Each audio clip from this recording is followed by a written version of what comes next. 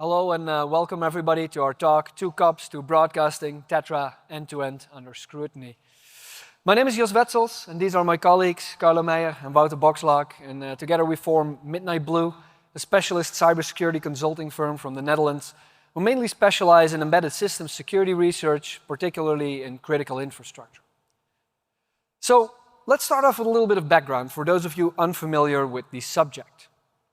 What is TETRA? TETRA, or terrestrial trunk radio, is a globally used radio technology that competes with the likes of P25, DMR, and Tetrapol.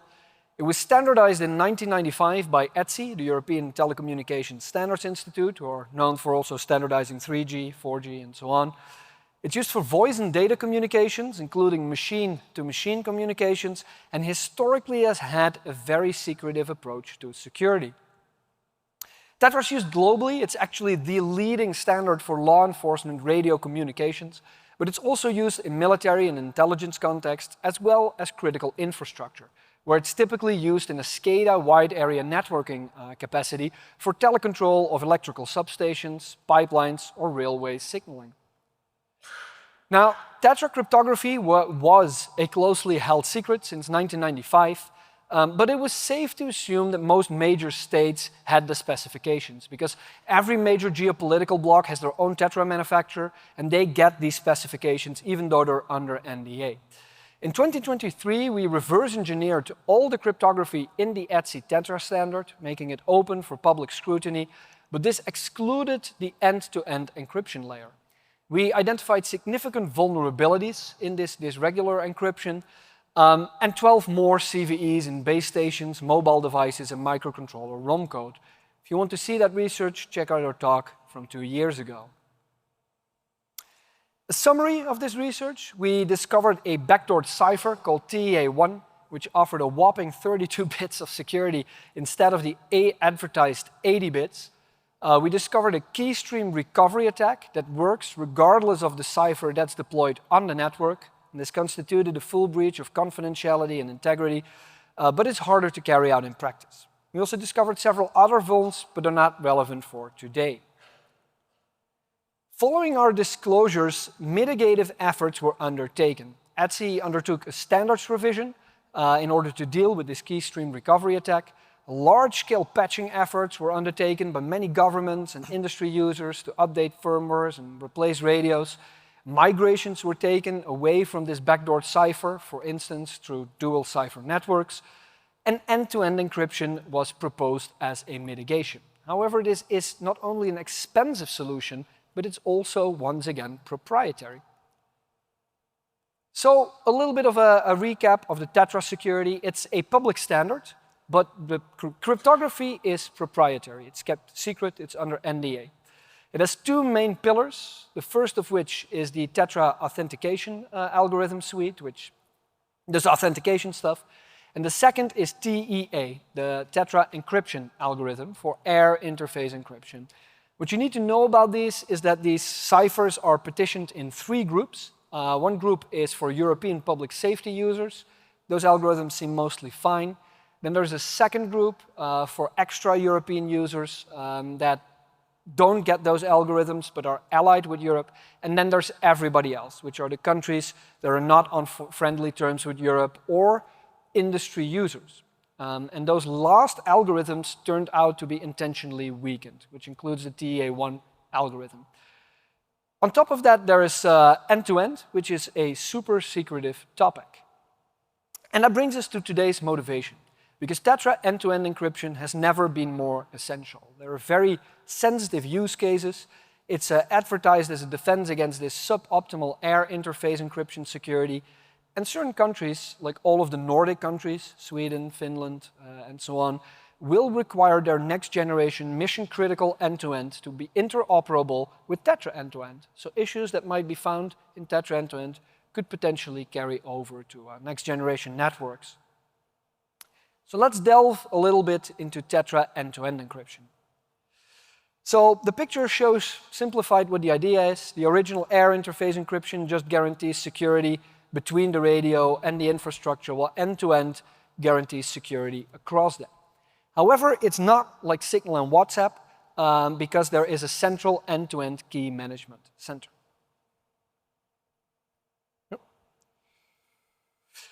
So who uses this? Well, it's used for the most sensitive use cases. Within police organizations, think about covert units, special forces, think about intelligence agencies communicating over radio. As such, it's incredibly hard to determine the users here. We did some open source intelligence, and that indicated the countries on these maps where police or military and intelligence users were found. And it's widespread in Europe, Latin America, Middle East, and South Asia. So when we wanted to look at implementations of this stuff, we started by looking at Motorola, because we were most familiar with that ecosystem. And they offer essentially 3 options. One is through third-party smart cards.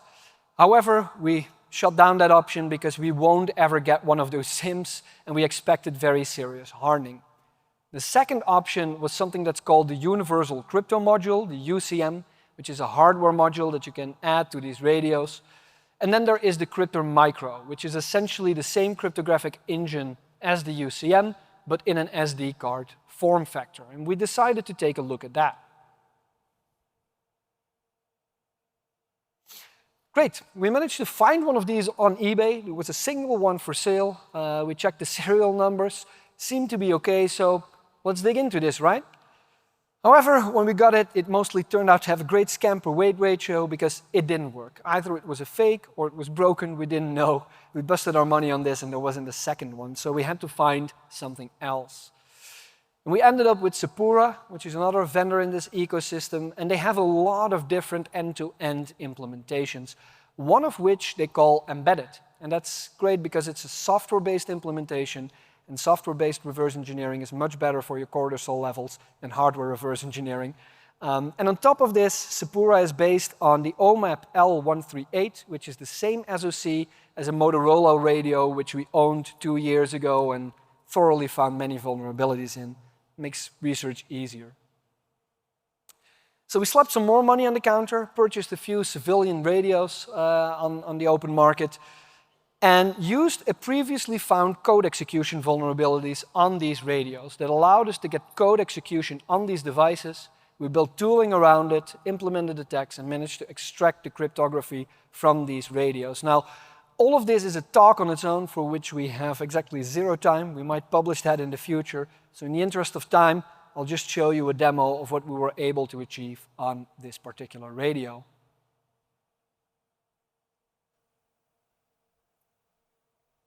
In this video, we demonstrate an arbitrary code execution vulnerability in Sepura Generation 3 TETRA. With only brief physical access, the attacker is able to take full control of the device, leaving the system implanted, and even extract nearly all secret key material. The attack only takes a second and becomes active after a reboot.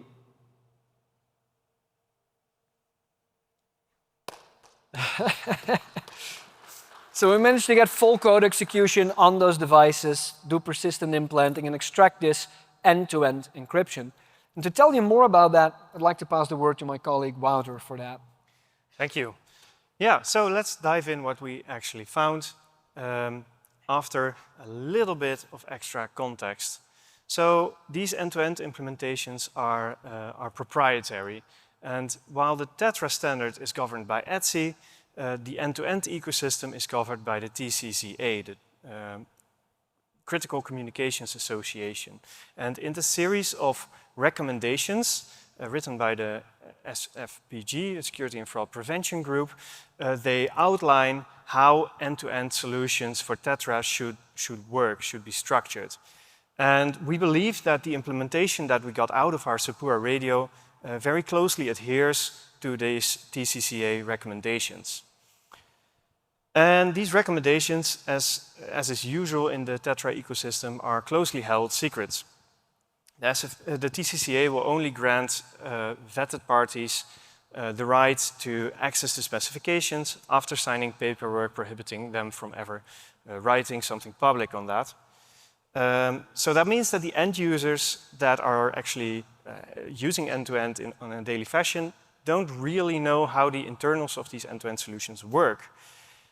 A few days ago, when we were preparing this talk, we found this document online. It's a paper written by Brian Murgatroyd the chairman of the ETSI Technical Committee on TETRA, that actually goes into great detail on how TETRA end-to-end works, down to bit-by-bit definitions of the internal messages that are used in the end-to-end specification.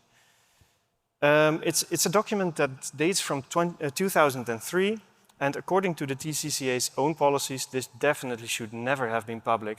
But somehow it found its way to the open internet, and after digging a bit further, having this lead, we were encouraged to search deeper. We found 7 Chinese publications on TETRA end-to-end. And these seemed based on the original TCCA recommendations. So somehow they seem to have access to this highly restricted material. Also, we found a Russian paper that, when investigating it closely, seemed more based on Murgatroyd's paper. Ironically, both the Chinese and the Russian university that published these papers are now on sanctions lists. The Chinese even had a university course covering this material, so yeah, that's kind of odd. It's important to note, however, that there is no indication whatsoever that there was malicious intent here or offensive intent. The point we want to stress is that these NDAs are really not aiding security at all. On the contrary, the only ones who don't know how end-to-end works internally are end users, are researchers that want to make public research on that and distribute it here. So this is old-fashioned thinking. Now, how does this actually work? When we started reverse engineering our radio, we found these E functions that define the core cryptographic concepts of the end-to-end standard. Here you see the E1 primitive, which is used to generate key stream for voice encryption, for instance. And when it comes to the cryptographic primitives actually underpinning these E functions, that can be one of a range of algorithms. In our implementation, we found AES 128 and 256, which obviously are really robust cryptographic primitives. We also found IDEA, which is outdated, but still very robust and probably fit for purpose. Then there is the possibility to use customer algorithms. Customer can ask the manufacturer to integrate their own algorithm for them. Now, of course, we don't have those, so we cannot assess that. When a mobile radio receives a traffic encryption key, that works as follows. A message is sent to the receiving radio containing the traffic encryption key identifier that's contained, the algorithm ID for which it's intended to be used, and the key encryption key identifier that's used to decrypt the actual key data that follows it. So the radio will then decrypt that buffer with the key, and it will reveal the new key data, as well as, once more, the key identifier and the algorithm identifier that were already in the plain text. And the radio can then check whether this is indeed the same information, and if so, it's a legitimate key, no one has tampered with this. But when investigating a bit further, we found that one algorithm 0x87 to be precise, invokes an additional function after a key has been accepted as valid. It's an additional key processing that reduces a 128-bit traffic key to a mere 56 bits of effective entropy, putting it well within the realm of brute force attacks. Now, this is clearly done for exportability reasons. Up to 56 bits is not regulated by Wassenaar, so that could be fine, but the question is, are asset owners that spend great amounts of money on these solutions informed? Are they aware of the fact that they get 56 bits of security? So is this a covert or an overt weakening of an algorithm? Well, we went through a lot of documentations. We found some vendors mention that there is weakened algorithms available. If you see AES export, you should be able to figure out that you're getting some weakened variant. Others do not list any weakened variants at all. And we found some leaked confidential documents that state that these algorithms do indeed exist. They are indeed out there. So we went through public tenders as well and RFPs, and we found zero mention of the weakened variants being sold in practice. So whether asset owners are informed of this is still open to debate. So let's talk about call encryption in end-to-end. In general, in TETRA, a call goes like this. You have your voice data, which goes through the TETRA codec, the voice codec, gets transformed into a stream of bits. And these bits are split in blocks, and these blocks are sent as a traffic stream to whoever wants to receive the call. If a few of these blocks get lost, that's absolutely fine. You will not suffer a high loss of quality. The conversation will still be perfectly intelligible. And that is used by the end-to-end mechanism, since they use a mechanism called slot stealing. They repurpose some of the voice frames to inject some metadata, instructing the receiving side how to decrypt this voice traffic. The parameters are chosen by the initiator, and they are sent in what's called the sync frame. Sync frame looks like this. You have your algorithm ID and your traffic key ID. There is an initialization vector that instructs you how to decrypt the following voice blocks, and there is a message authentication code that will ensure that no one has tampered with these messages. Now, there is a weakness to this scheme, and let's watch a small demo in order to find out where. Hi, we're Midnight Blue, a specialist security consultancy firm. In previous research dubbed TETRA, we discovered critical vulnerabilities in the TETRA radio communication standard. This time, we reverse engineered and analyzed the optional TETRA end-to-end encryption mechanism, which adds an additional layer of security on top of the regular air interface encryption. End-to-end encryption is typically used for the most sensitive of use cases, such as intelligence agencies and special forces. It is also considered a mitigation for several vulnerabilities we previously discovered. We investigated a popular embedded end-to-end implementation by reverse engineering a superb mobile radio. Different TETRA end-to-end implementations exist by vendors such as Airbus, Motorola, and Sectra. These may share similar issues, but have not been assessed by us yet. After a thorough security assessment, Midnight Blue found it possible to inject malicious voice traffic into legitimate end-to-end encrypted calls. This traffic is sent without having end-to-end encryption.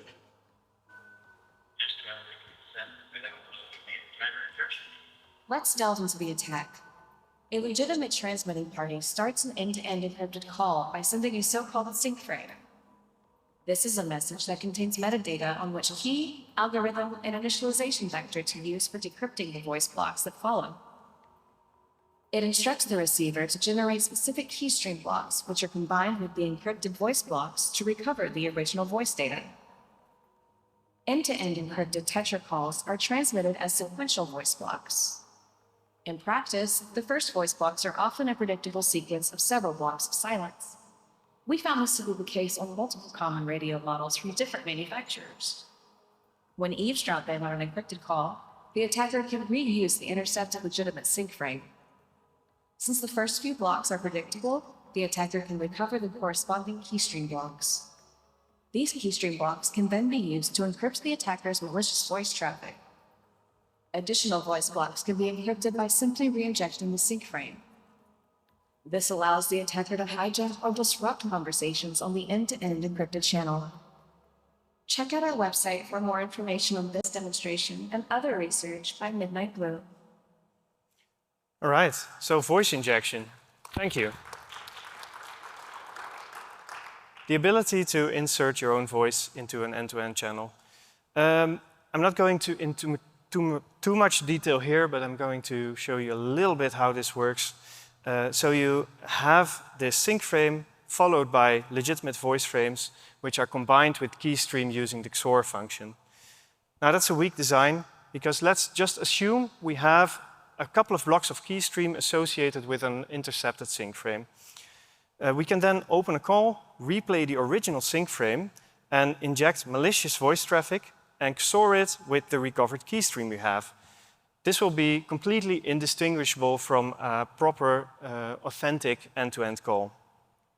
However, how do we get that keystream? Well, that basically equates to how do we get the plain text of some of these voice frames. And here is the first few voice frames from 3 different calls. And what we found is that these are the same. It's probably some kind of feature or hidden characteristic of the voice codec that the very first few frames are always the same for multiple radios from multiple vendors. I'm not sure all of them, but we found multiple. So this is predictable plaintext. We know the plaintext contents of these first frames. And with that, we can recover the key stream that goes with it. We can inject our own voice. And if we want a conversation that's longer than just these few frames, that play back as silence, by the way, if we want longer conversations, we just reinsert the sync frame and we have the receiving radio resynchronize, and we can reuse the key stream we had previously recovered. So that's that. We also found a vulnerability in SDS, which is a text messaging feature of TETRA. It looks a bit similar to the sync frame structure. There is a counter here so that the receiving side can know how many SDS the sending side has sent. And this counter is not part of the message authentication code, so it's not protected in any way. An attacker can tamper with that. And that means that SDS messages can be freely replayed by an attacker. However, there are some important disclaimers to add here. We have investigated the Sipura embedded end-to-end solution, which is a strict implementation of the TCCA SFPG recommendations. But it's possible that different implementations share some of these issues or do not share all of these issues. That's unclear. We would need to look at that. And also we have left out the original TETRA air interface encryption that we talked about in our previous research. So this air interface encryption, is it reasonable to leave that out for the sake of this discussion? In the past, we found some serious vulnerabilities there. ETSI has fixed one of them with a standards update. But let's go a little bit in depth and see how resilient this air interface encryption actually is. All right, thank you, Wouter. It turns out that we have something to say about air encryption as well today. Yeah, remember the keystream recovery attack that we presented 2 years ago? You know, the one that allows us to decrypt arbitrary messages coming from the downlink, which we demoed by decrypting a text message. Well, for those not in the know, I'll briefly reiterate. As an attacker, we capture a message that comes from the air at some time t that we suspect is interesting. Then, at a later point in time, we target a victim MS, which is like an abbreviation for a portaphone. It doesn't have to be the original recipient. It can be any MS as long as it shares key material. We overpower the signal coming from the legitimate infrastructure. We tell the victim, oh, by the way, the time now is T. Trust me, bro, I'm the infra. And finally, we use some clever trickery that I won't go into today to extract the key stream associated with time T, allowing us to decrypt the message. So if this went a little bit over your head, all you need to know is successful time change equals key stream equals message decrypted. Now, since then, ETSI has released a revision of the TETRA standard in which they aim to mitigate the attack. They now state that whenever the MS encounters an unexpected change of IV, so that's network time for all intents and purposes, the MS should consider, that's a literal quote, so this implies that not implementing any of this is still compliant with the standard, so we're not off to a great start here. Switch to a neighboring cell that meets the IV expected by the MS. In this case, the IV remains unchanged, so that's useless for an attacker. Initiate an encrypted re-authentication of the current cell using an attacker-provided IV. We can't relay the authentication because the IVs don't match, so that's also useless to us. And then finally, we have switched to a neighboring cell that meets the attacker-provided IV. Now this we can easily do. Just set up a secondary TETRA signal on another frequency and make sure it reaffirms the IV that we want. Okay, so we're basically back to square one with extra steps. All we have to do is set up a secondary frequency and tell the victim MS that that's our only neighboring cell. So this is what that would look like. We as an attacker, we control 2 frequencies and we tell the victim MS, hey, nice to have you on our cell. I've got only one neighbor, it's at this frequency. Then we trigger a time change and make sure to propagate it to the secondary frequency. The EMS figures that something is wrong, then it switches to our secondary frequency, and it may want to re-authenticate the network, so we can just relay that authentication to the legitimate infrastructure because it's not encrypted. Once authenticated, we kick back the MS to the infrastructure again and re-authenticate if need be. And finally, we work our magic to recover keystream bits. And we do this all over again to recover more until we have enough to decrypt the message that we want. So that looks a little bit like this. Hi, we're Midnight Blue. Today, we are announcing several serious vulnerabilities in TETRA radio standard. In our previous endeavor, we presented an encryption oracle attack that applies to all TETRA configuration. In a revision of the standard, ETSI incorporated countermeasures aimed at mitigating the attack. In this video, we demonstrate an improved variant of the attack where we fully circumvent these countermeasures. The attack platform consists of a site controller, 2 base radios, and of course, a laptop. In normal circumstances, the 2 base radios cooperate to serve a single cell, but we've modified them so that they each pretend to be a distinct separate cell. The victim receives an encrypted message, which is also captured by the attacker.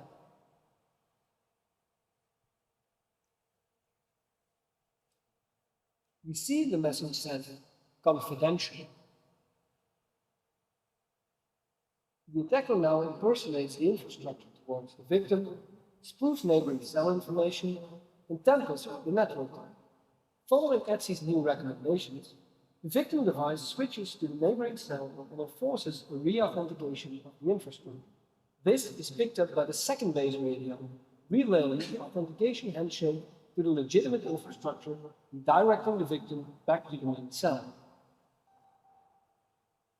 By repeating this process, the attacker recovers all he needs to decrypt the message. As before, the attack can also be applied to voice communication and data.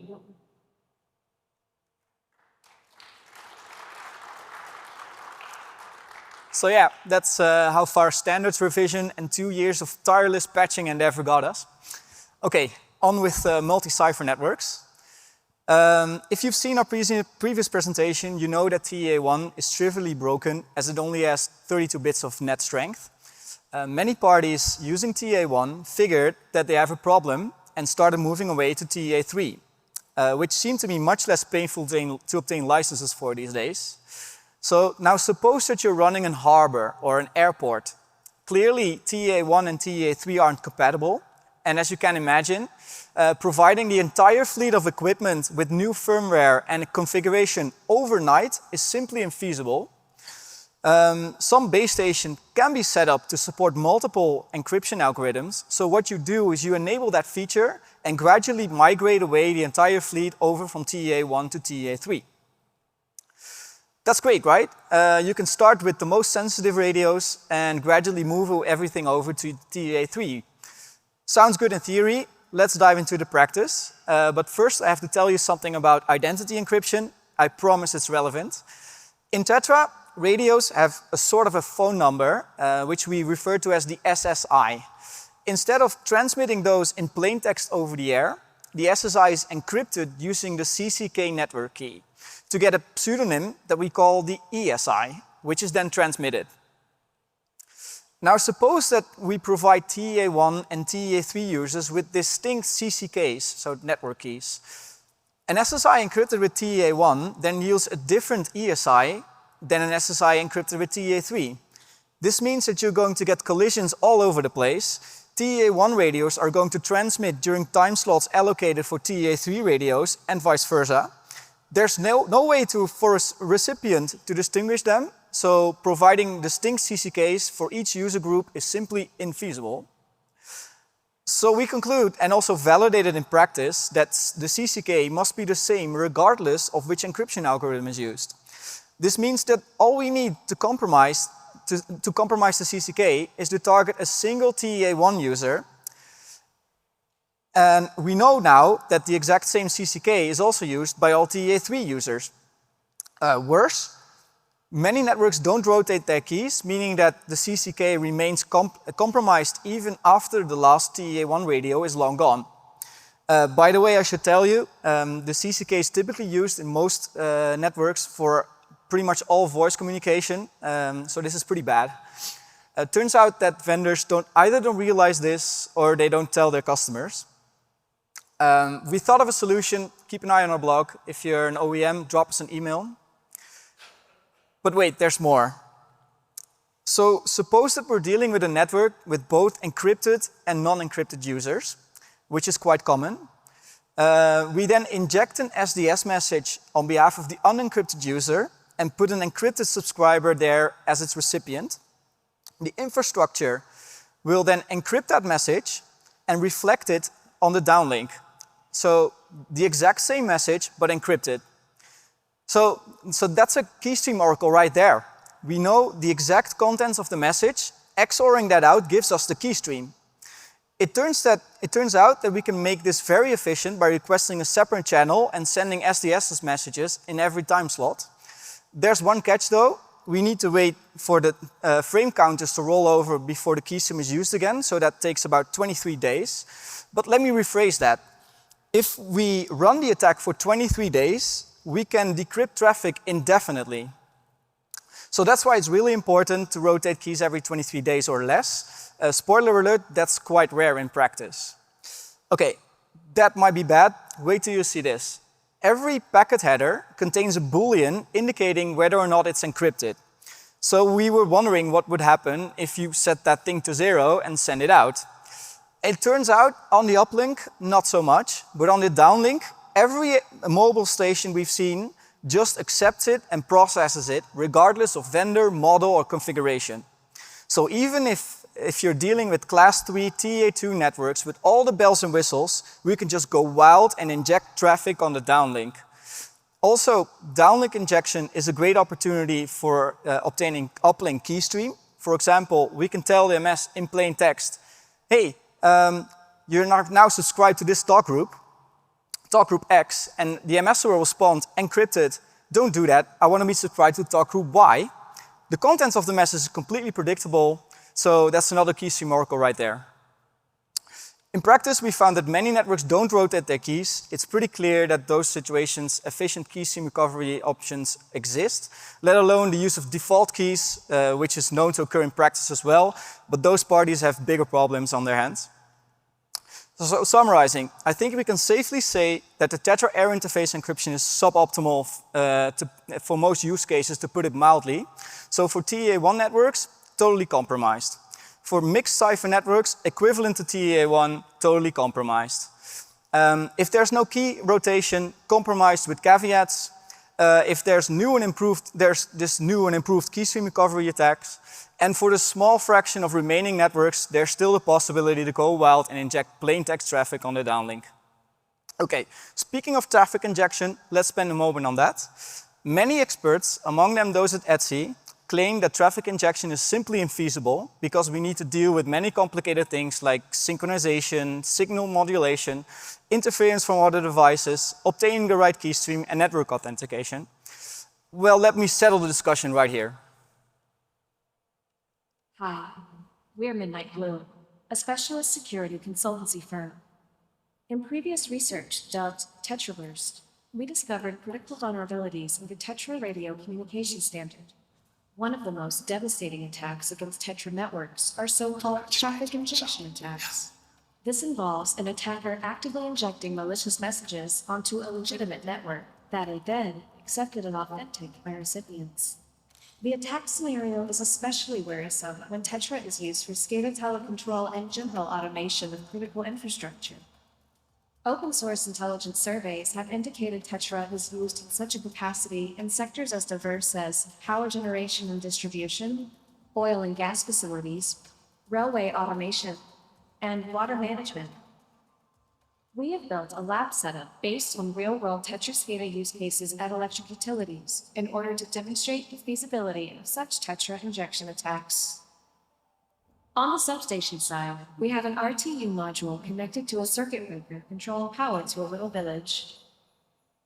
On the SCADA side, we have a laptop running control software to take legitimate switching actions. Both the RTU and SCADA side are connected to TETRA radio modems connected to a base station for wide area network connectivity, transparently carrying SCADA protocols such as IEC 101, IEC 104, DMP3, or others. Let's see how the SCADA side interfaces with the RTU over the TETRA link. Our demo is based on the IEC 104 protocol, but would work on any common SCADA protocol. A control message from the SCADA server is embedded into the SDS message and sent from the master radio to the base station. The base station then sends it to the receiving radio modem, where the protocol converter recovers the original control message. The RTU processes the message and executes the required switching actions. Our previous research has shown that attackers can recover keystream or even keys themselves, especially given the prevalence of the weak TEA1 cipher in critical infrastructure. The attacker then uses a modified radio which spoofs the SCADA master radio's identity on the TETRA network. Contrary to common misconceptions, the attacker has no need to register or authenticate, even on a Class 3 network.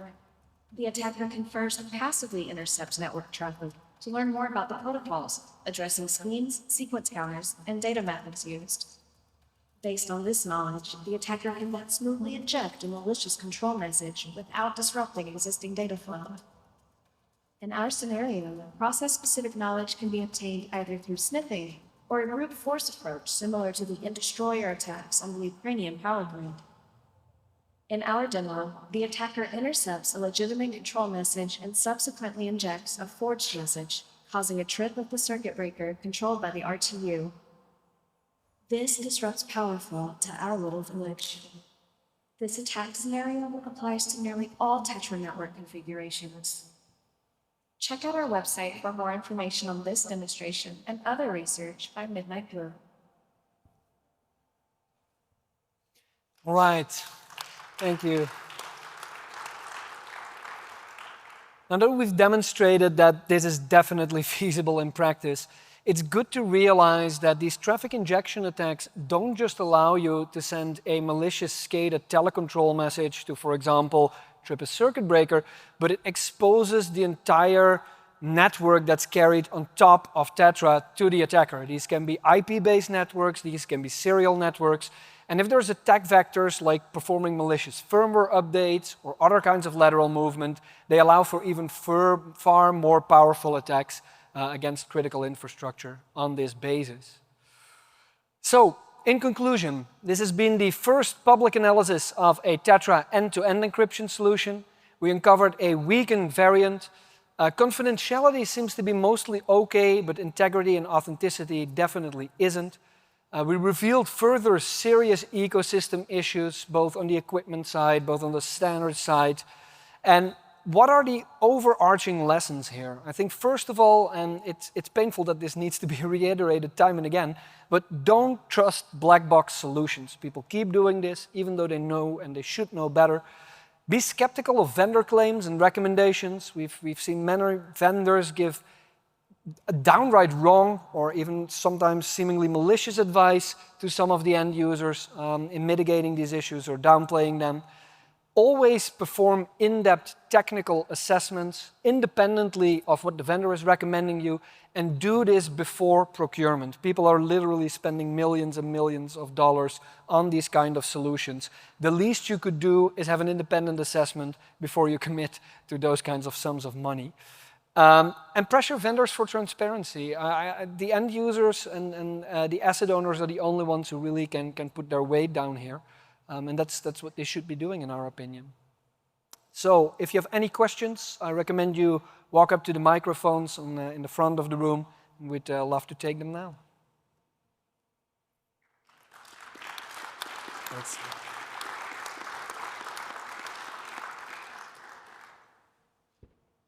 Could I ask a question? Sorry. I was wondering, did ETSI already respond to your research? And if so, how did they... I'm not getting the audio quite right. Did ETSI or... Oh. Just closer to the mic. Yeah. Closer? Yeah, this is better. Did ETSI already respond to you? Yeah, so we had a coordinated disclosure process here. We've had communications with Etsy around this. We reported it, but they don't have a public statement yet. It might be out maybe in the time that we've given this presentation. In our personal communications with Etsy, they've acknowledged these issues, but no mitigations have been made available from their side yet. Thank you.